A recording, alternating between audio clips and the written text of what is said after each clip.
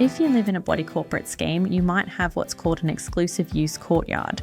These spaces often feel like part of your home, but legally they work a little differently. An exclusive use courtyard is an area of common property that's been set aside for the private use of one lot owner, or sometimes a small group of owners. The right to use that space is granted through the scheme's community management statement, usually by an exclusive use bylaw.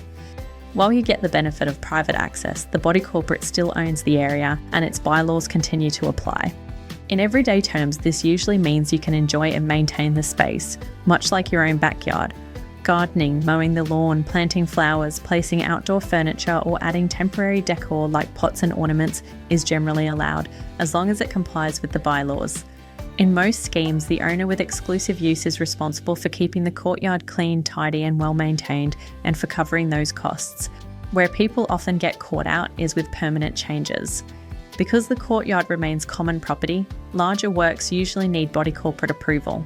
Installing a deck, shade sail or shed, adding permanent paving, or carrying out plumbing or electrical work such as outdoor taps or lighting will typically require committee or even general meeting approval. The same applies to removing trees or altering drainage, as these changes can affect the wider scheme. It's also important to know that even if you pay for improvements yourself, the courtyard doesn't become your property. If work is carried out without approval, the body corporate can require it to be removed and the area restored. There are also clear limits on what exclusive use can cover.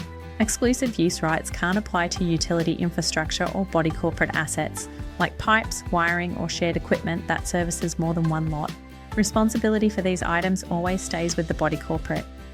Before making any changes, it's essential to check your scheme's bylaws and community management statement.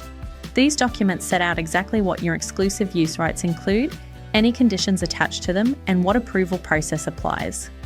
The easiest way to think about an exclusive use courtyard is this: it's private access but public rules.